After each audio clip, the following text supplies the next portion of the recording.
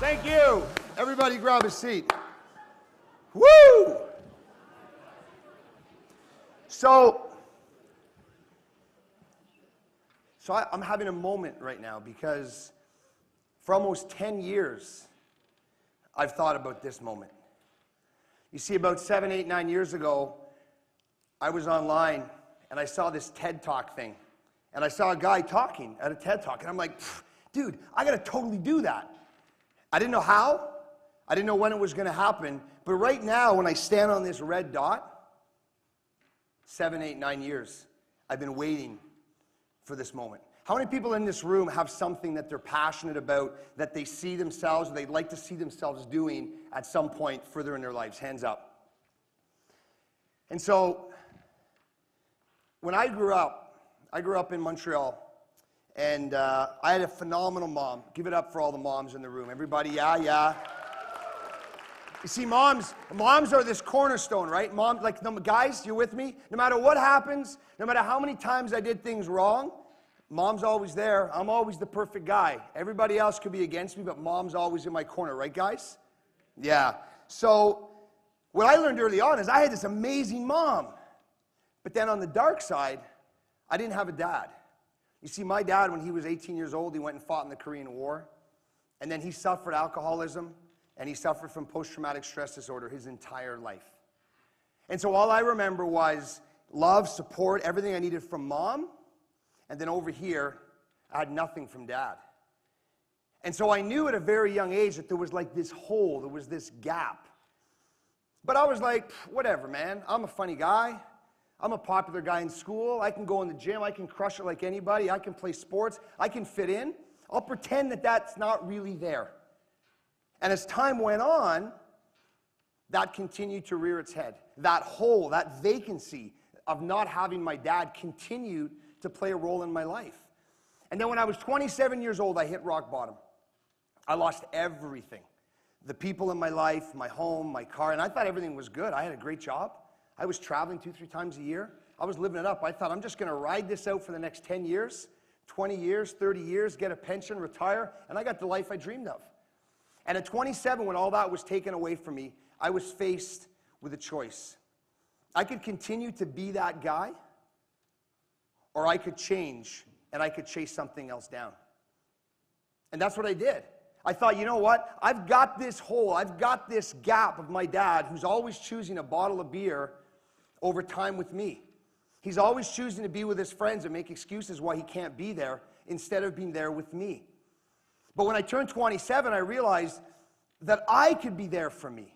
That I could never replace the gap or the hole that was left by my dad, but I could fill myself up. I could do things. I could hit the heights. I could be a legend if I wanted.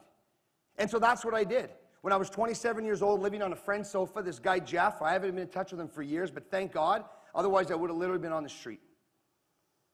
And so I hung out with Jeff for a while, and I thought, I'm going to give myself 3 months. You see, when you don't have a job and you don't have anywhere to go, you have a lot of time on your hands. So that's what I did for 3 months, is I did whatever I needed to do to try and figure out a formula on how I could change this. Not just for now, but forever. And how can I share this with other people? How can I help other people grow into the things, the hands that went up before when I said, how many people in this room are passionate about something, want to chase something down? I wanted to be of service for those people. So that's what I did. I started a program called the Pillars of Greatness. Since then, I've helped thousands of people. And when the opportunity came today to come to this stage, for me, it was like that full circle. It was like me saying, I want to do this. At 27, I'm going to work, I'm going to drive, I'm going to do all the things I need to do. And then here I am standing right now in front of you.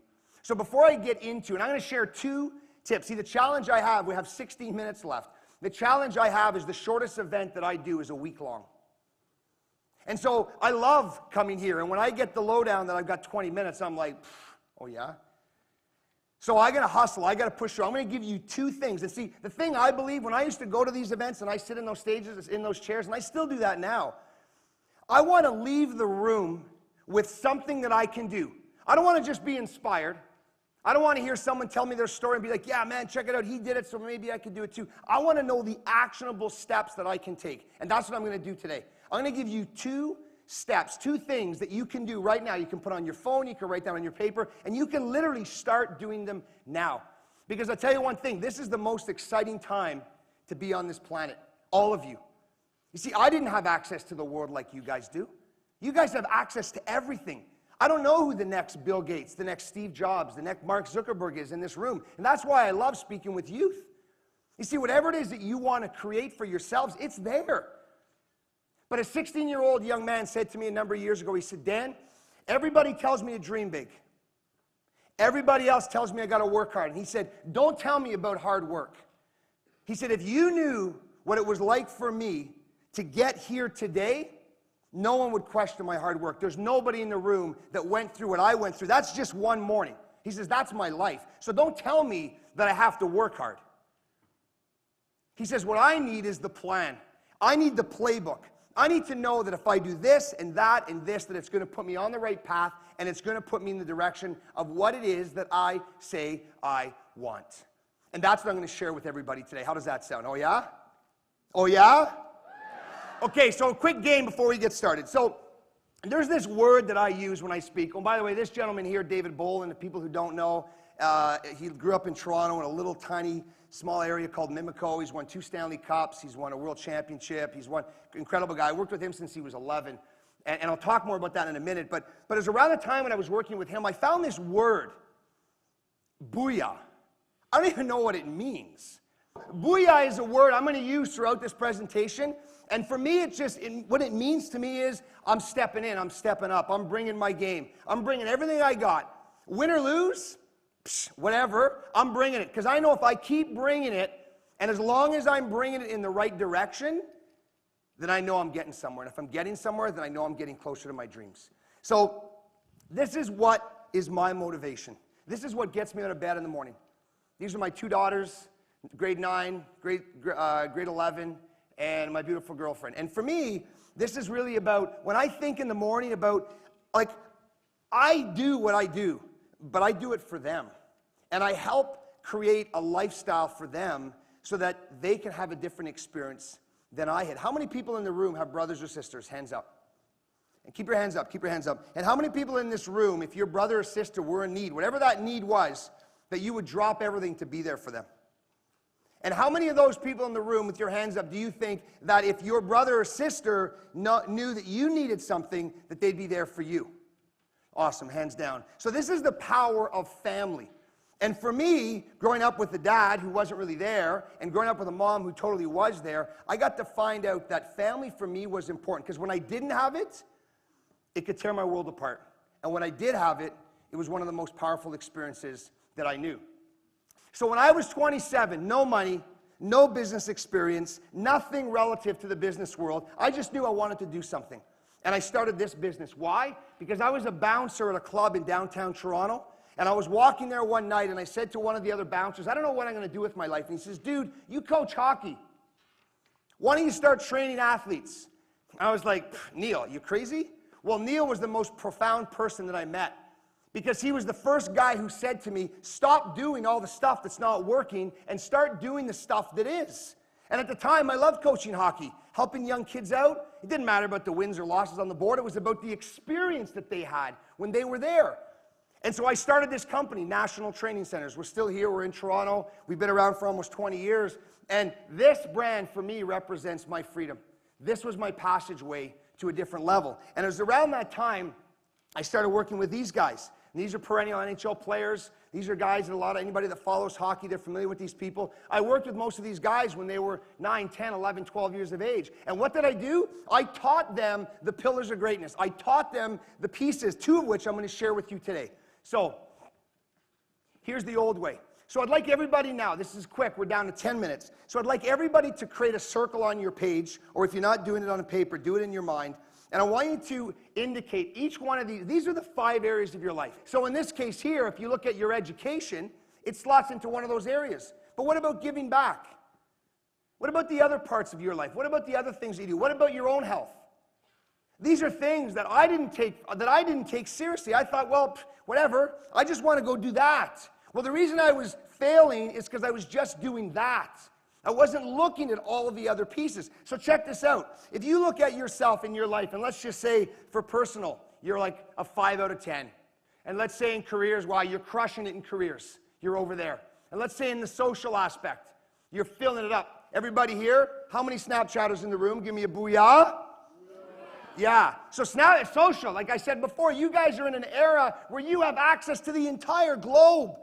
When I needed to study for something for school, I have to go to the library and go through a dictionary or go through an encyclopedia. You guys have it on your phones right now, like instantly. So let's say socially, you guys are tapped out. You're 10 out of 10. Then we move down into volunteering. How many people here volunteer? And I'm not talking, hold on, before you put your hands up. I'm not talking community service hours because you have to do it for school. I'm talking legit giving because you got a gift, you got a skill, you've got a talent that you can share with other people. How many people here do that on a regular basis? Awesome. We all need to do that. And see, when I talk about volunteering, it's not about doing good. It's about doing right. We all have the skill and the ability. We can do things. We have to give back and support other people. And then lastly, what does my health look like?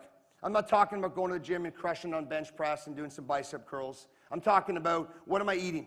Am I eating fries or am I picking something healthy? It's about finding. So if you look at this grayed in area here of your life, and if that gray area, that needs to be a complete circle. But that grayed in area, that shaded area, can you imagine if that was the wheel that sat on your car? I don't care what you're driving. You could be driving a Porsche 918. You could be driving $1 million car. If you had 4 wheels that were shaped like that, the ride would be very rattling. And this is why we end up falling short, is that we end up putting ourselves in a position where these 5 areas are not aligned. We have a 10 out of 10 in social. And mom and dad are like, phone away. How many people here have a phone curfew? Have to put their phone away at a certain time at night? Nobody? So you guys, how many people here sleep with their phone? Come on, be real. Yeah, I do it too sometimes. I'm like, I just got to send one more. Yeah, boom, fall asleep. Who watched Ronda Rousey on the weekend? Booyah? Booyah. So I'm going crazy. I didn't watch it. I'm going crazy on my computer trying to find the updates, trying to watch the live press conference as I fall asleep in bed. I get we all do it.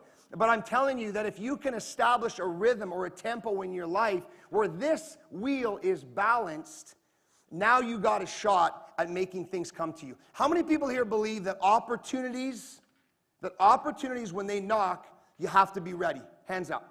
Show of hands. Well, here's what I believe. I believe when you're ready, the opportunity comes. Most people think, Dan, I'm waiting, man. When this time comes, I'm ready to go. This presentation, I do this around the world. I speak to groups of thousands. I speak to groups of 5. Whoever wants to hear my message, I share. And this is the same message I share with everyone on this planet. Is we have to develop an alignment in our lives so that every single one of these areas is complete. And I would rather you be a 5 out of 10 on your social in order to be a 3 or a 4 or a 5 and have that grow a little bit in your health. But see, we become so connected to the vibe, to the rhythm, that we just start chugging along the system. And what I'm saying is we can all take responsibility for who we are and what we want. And sometimes that's going to mean doing something different. So how many people here in this room spend more than 4 hours a night doing homework? Beautiful. How many people here spend more than 4 hours a night on social media? Hands up. How many people here spend more than 4 hours a night around health, so either exercising or getting the foods or making sure that their body is properly hydrated, all those things?